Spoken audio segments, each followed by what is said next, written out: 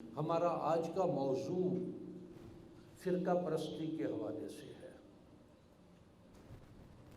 فرقہ لفظ جو ہے یہ فرق سے ہے، اور تفریق اس کا ایک مفہوم بنتا ہے کہ فرقے کا مطلب تفریق ہے۔ دین اسلام میں جو انداز اور طریقے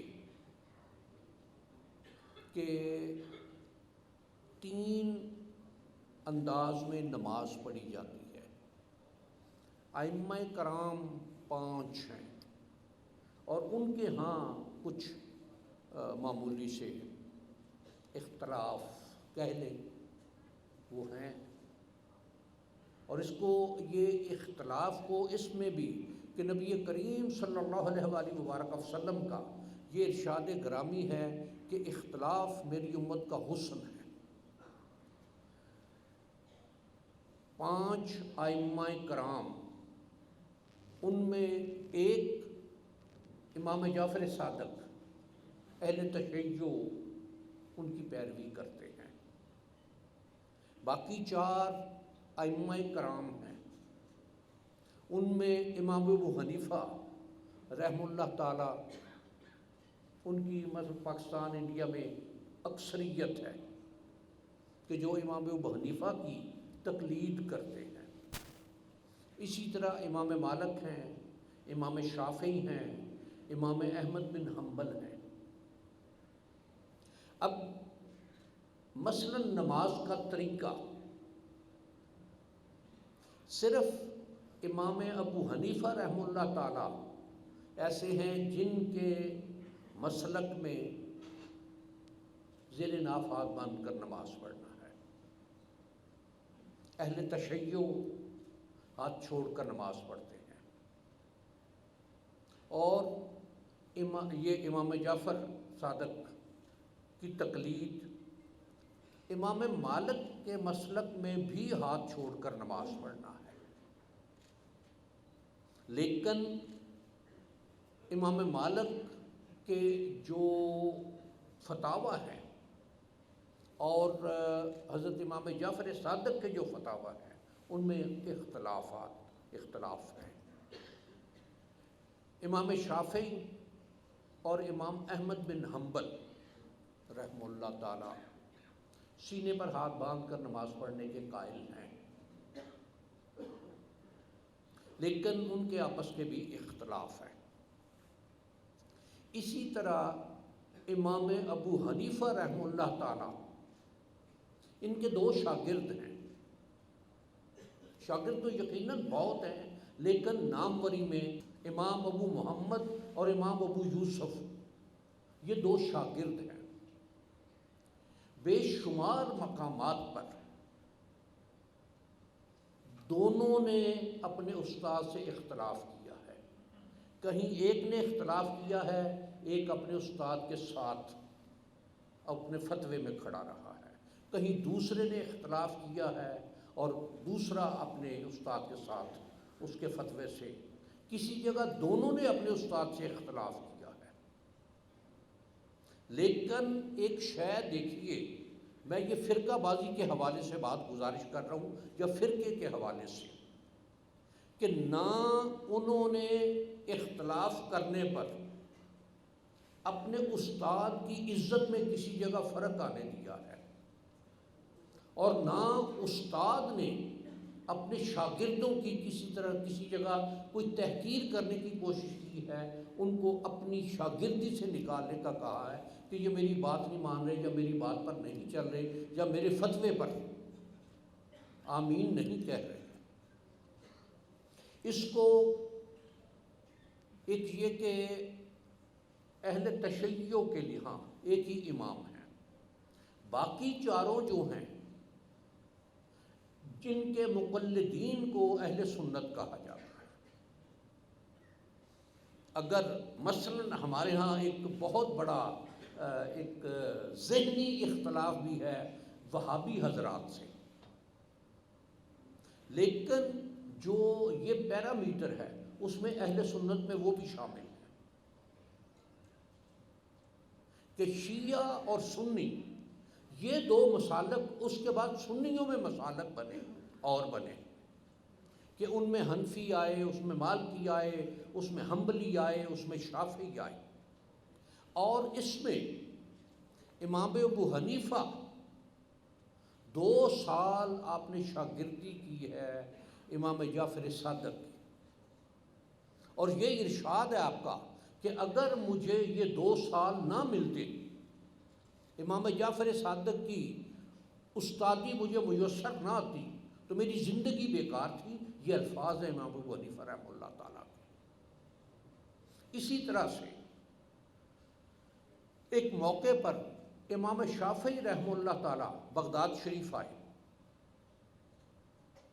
اور ظاہر ہے کہ اس وقت امام ابو حنیفہ رحمہ اللہ تعالیٰ کا مدرسہ سب سے بڑی جگہ تھی، لیکن اپنے دور میں وہ امام تھے۔ اس جگہ پہنچنے سے پہلے یہ واقعات میں بات موجود ہے کہ امام شافعی رحمہ اللہ تعالیٰ نے اپنے مریدین سے یہ بات کہی کہ ہم نے امام ابو حنیفہ رحمہ اللہ تعالیٰ کے ہاں جانا ہے، اور ان کے ہاں آمین اونچی نہیں ہے، تو تم یہاں وہاں آمین اونچی مت کہنا۔ نماز کے لیے کھڑے ہوئے، سورہ فاتحہ مکمل کی تو پیچھے سے زور سے آمین کی آواز آئی۔ جب نماز مکمل کی، سلام پھیرا، تو امام شافعی نے پیچھے مڑ کر اپنے جو مریدین تھے ان کی طرف غصے سے دیکھا تو کھڑے ہو گئے وہ، ان کا جی ہم نے آمین اونچی نہیں کہی۔ یہ یہاں کے طالب علم جو ہیں یا یہاں کے موجود لوگ جو ہیں انہوں نے آمین اونچی کہی ہے۔ یہ بات میرا گزارش کرنے کا مقصد جب یہ کہ یہ ایمان کی شرائط نہیں ہے، ہمارے ہاں یہ قاعدے، یہ طریقے ایمان کی علامت بن گئے ہیں۔ میں امام ابو حنیفہ کا مقلد ہوں، ان کی تقلید کرتا ہوں، لیکن وہ اپنا امام مانتا ہوں، نبی نہیں مانتا۔ اللہ تعالیٰ مجھے اس لفظ کے لیے معاف فرمائے۔ کیا ہم نے آج کے دور میں اپنے ائمہ کرام کو نبی سے زیادہ مقام نہیں دے دیا ہوا کہ میرے امام کا یہ طریقہ ہے، اس طریقے سے ہٹ کر سارے ہی کافر ہیں؟ اور اس کو میں ایک بات گزارش کروں گا، یہ 8-10 سال پرانی بات ہے کہ ایک شخص لاہور میں آیا، ہمارے ہاں عام سوال کی کھلی اجازت ہوتی ہے، جس کا جی چاہے، اور اتفاق سے وہ صاحب فیصل آباد ہی کے تھے جنہوں نے سوال کیا۔ انہوں نے 3 احادیث اپنے پورے در و بست کے ساتھ بیان کی کہ جن میں آمین جہری کہنے کا حکم ہے۔ میں نے جواب میں میں نے کہا کہ یقیناً یہ ہیں احادیث، ان کو کون انکار کرتا ہے کہ جی اگر یہ احادیث ہیں تو پھر آپ لوگ کیوں نہیں آمین بالجہر کہتے؟ میں نے کہا میں امام ابو حنیفہ کا مقلد ہوں، ان کے مسلک میں یا ان کے تحقیق میں آمین اونچی نہ کہنا زیادہ بہتر ہے۔ کہ یہ بات کہہ کے کیا آپ حدیث کے منکر نہیں ہو رہے؟ اور حدیث کے منکر کی کیفیت کیا ہے؟ یعنی اس نے مجھے میرے سامنے کھڑے ہو کے مجھے ایمان سے خارج کر دیا۔ اب میں نے جب اس سے اس کی تعلیم پوچھی تو وہ انڈر میٹرک تھا، اور میرا خیال ہے، مجھے اب اگر میں غلط نہیں ہوں تو جو مجھے یاد آ رہا ہے کہ وہ شاید رکشہ چلاتا تھا۔ اب یہ شے دیکھیے کہ اس طریقے سے نماز ادا کرنا یا اس طریقے سے، اس طریقے سے یا اس طریقے سے، یہ ایمان کی بات نہیں ہے۔ نماز کی ادائیگی ایمان کی بات ہے۔ نماز کی شرائط میں طریقہ کار کا ذکر نہیں ہے کہ تم ہاتھ سینے پر باندھو یا ہاتھ زیر ناف باندھو یا ہاتھ چھوڑ کر نماز پڑھو۔ اس کی شرائط دیکھیں، وقت ہونا نماز کا، 5 نمازیں۔ میں حنفی ہوں، میں فجر پڑھتا ہوں، ظہر پڑھتا ہوں، میرے امام کے نزدیک ظہر تھوڑی سی ڈیلے کر کے پڑھنا زیادہ بہتر ہے۔ اہل تشیع کے ہاں یا حنبلیوں کے ہاں یا ان کے ہاں اول وقت میں نماز ادا کرنا زیادہ بہتر ہے۔ پھر عصر کی نماز ہے، عصر کی نماز کے وقت میں، عصر کے وقت میں اختلاف نہیں، نماز کے اوقات میں تھوڑا سا اختلاف ہے کہ ان کے نزدیک سایہ اپنی اصل پر ہو تو نماز شروع ہو جاتی ہے۔ امام ابو حنیفہ کے ہاں سایہ اپنے سے دگنے پر چلا جائے پھر عصر کا وقت شروع ہوتا ہے۔ مغرب کا وقت ہے، مغرب کے وقت میں اب اہل حدیث حضرات وہ سورج غروب ہوتے ہی مغرب ادا کر لیتے ہیں، یا روزہ ہو تو ایک سگنیفیکنس اس کی یہ بھی ہے رمضان کے مہینے میں کہ افطار کرنا ہوتا ہے۔ ہمارے حنفی مسلک میں 3 منٹ لیٹ کرنا ہوتا ہے کہ جو غروب کا وقت ہے اس سے 3 منٹ بعد نماز ادا کی جائے یا نماز کا وقت شروع ہوتا ہے۔ اہل تشیع کے ہاں 10 منٹ کا ہے کہ سورج غروب کا جو ٹائم ہے اس سے 10 منٹ بعد۔ اب اس کو پھر اس کے بعد عشاء کا وقت ہے، کو وہ بھی ایک مخصوص۔ اب اس میں کوئی شیعہ ہے، کوئی وہابی ہے، کوئی دیوبندی ہے، کوئی بریلوی ہے، کوئی کسی بھی مسلک کا ہے، کیا ان 5 نمازوں میں کوئی اختلاف ہے؟ ان کے اوقات میں کوئی اختلاف ہے؟ کہ فجر ہے، سورج طلوع ہونے سے پہلے پڑھنی ہے، 1 گھنٹہ 23 منٹ کا وقت ہے کہ سورج طلوع ہونے سے 1 گھنٹہ 23 منٹ پہلے فجر کا وقت شروع ہو جاتا ہے۔ زوال یا سورج عین نصف نہار سے جب ڈھلتا ہے مغرب کی طرف تو ظہر کا وقت شروع ہو جاتا ہے۔ ہمارے مسلک میں یا دوسرے مسلک میں جو اختلاف ہے کہ عصر کا وقت اس وقت شروع ہوتا ہے، اور ہمارے مسلک میں حنفی مسلک میں کہ اگر اول وقت شروع ہو گیا ہوا ہے تو اس میں نماز پڑھنا غلط نہیں ہے، نماز پڑھ سکتا ہے۔ اگر مجبوری ہے تو وہ ادا کر کے اور پورے یقین کے ساتھ نماز ادا کر لے۔ مغرب کا وقت ہے، اسی طرح عشاء کا وقت ہے۔ نماز کے لیے رخ کرنا، کیا شیعہ کسی اور طرف کرتا ہے، وہابی کسی اور طرف کرتا ہے، حنفی کسی اور طرف کرتا ہے؟ رخ تو سب کا قبلہ کی طرف ہی ہوتا ہے نا۔ پھر کیا ان میں سے کوئی بھی تکبیر اولیٰ اللہ اکبر کے علاوہ کچھ کہتا ہے؟ کیا نماز میں کہ اللہ اکبر کہہ کے ثنا، تعوذ، سورہ فاتحہ، قرآن مجید سے کچھ حصہ ملانا، کسی کا اختلاف ہے اس میں؟ کہ حنفی یہ کہتے ہو کہ نہیں جی یہ اس طرح نہیں، اس طرح پڑھنی چاہیے، دیوبندی یہ کہتے ہو اس طرح نہیں، اس طرح ہیں تو وہ بھی حنفی ہی، لیکن چونکہ اب آگے اختلاف آ گیا ہے تھوڑا سا تو یہ وہ کہتے ہوں کہ جی اس طرح نہیں، اس طرح، وہابی یہ کہتے ہوں کہ اس طرح نہیں، اس طرح، شیعہ یہ کہتے ہو اس طرح نہیں، اس طرح، سب نے اسی طرح سے نماز ادا کرنی ہے۔ رکوع میں جانا ہے تو اللہ اکبر کہہ کر، رکوع کی تسبیح پڑھنی ہے تو سبحان ربی العظیم، کسی نے اس کے علاوہ تسبیح نہیں پڑھنی ہے، سبحان ربی العظیم کے علاوہ تسبیح نہیں پڑھنی۔ سمی اللہ لمن حمدہ کہہ کے کھڑا ہونا ہے، یہ امام کا، اور ہر جگہ امام یہی کہے گا مقتدی کے لیے کہ ربنا لک الحمد، اللہ اکبر کہہ کے سجدے میں جانا ہے، کوئی اللہ اکبر کے علاوہ کچھ اور نہیں کہے گا۔ سبحان ربی الاعلیٰ کی تسبیح ہر کوئی پڑھے گا، اسی طرح تشہد ہے، کیا اس میں کسی جگہ کسی کا اختلاف ہے؟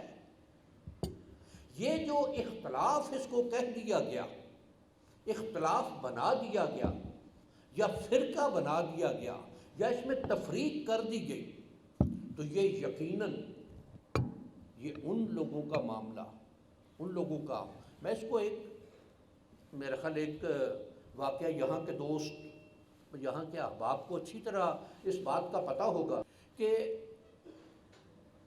ایک دوسرے مسلک کا شخص مسجد میں نماز پڑھنے کے لیے آ گیا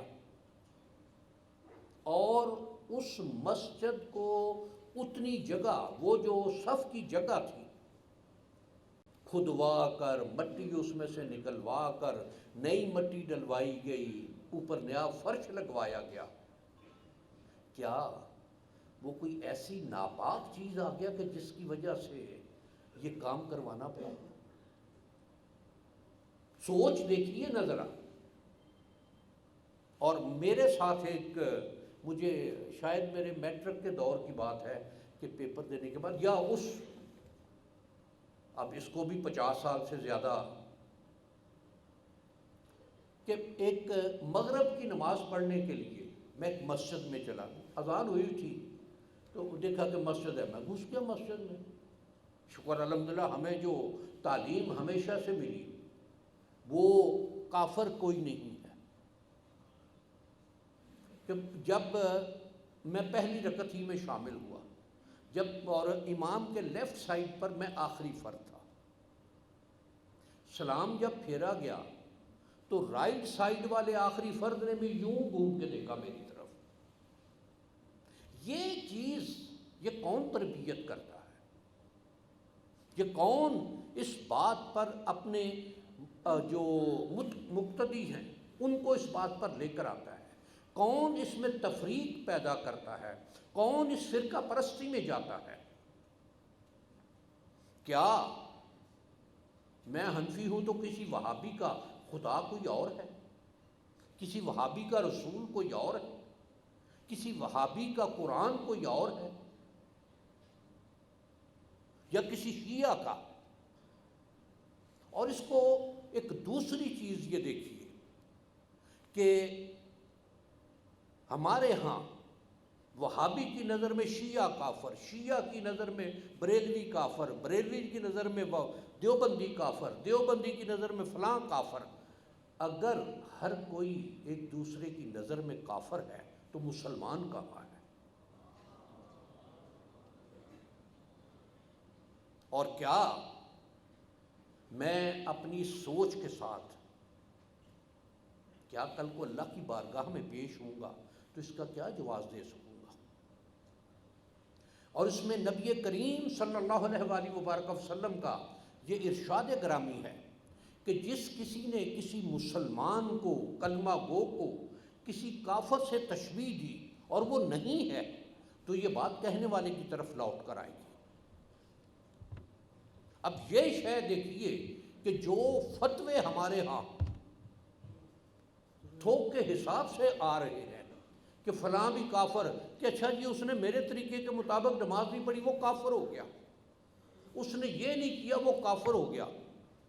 کیا کفر ایسی ہی شے ہے؟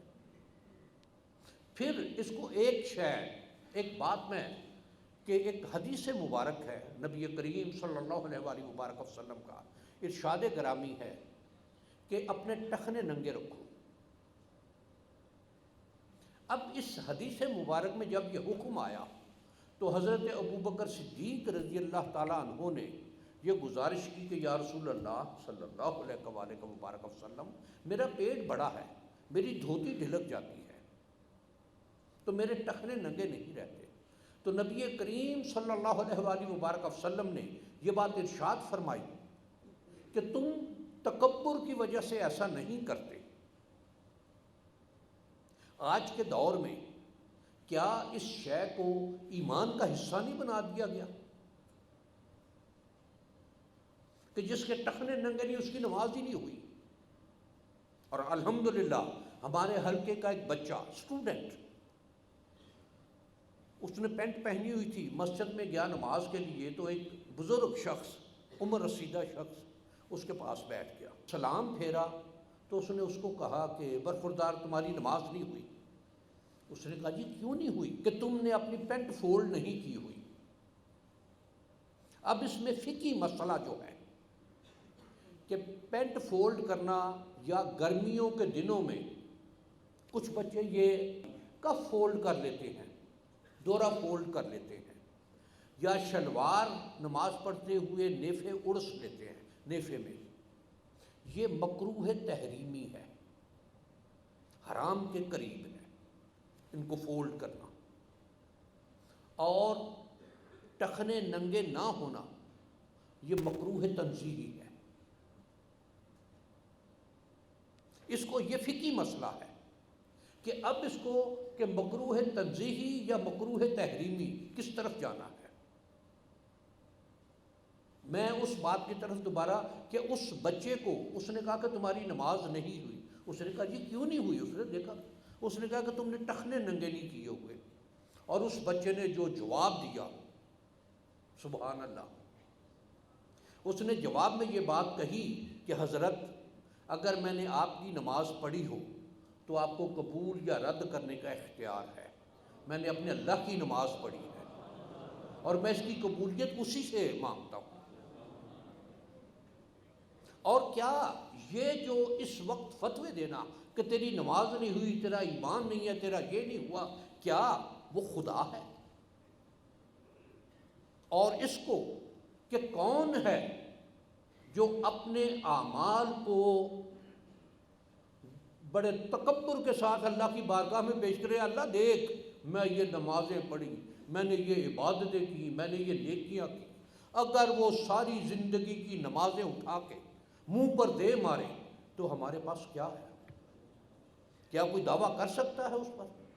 کیا کوئی اس کو مجبور کر سکتا ہے کہ اس کی ادا کی ہوئی نمازیں قبول کرے وہ؟ اور کیا یہ چیزیں اللہ تعالیٰ معاف فرمائے، آج کل تو رجسٹر رکھے ہوئے ہیں کہ آج اتنی نیکیاں کمائیں، آج اتنی نیکیاں کی، آج اتنی عبادت کی، آج یہ کیا، آج وہ کیا، کیا وہ اللہ کی بارگاہ میں مقبول بھی ہے؟ تفرقہ کیوں آتا ہے؟ جب آدمی اپنے کو دوسرے سے بڑا یا بہتر جانتا ہے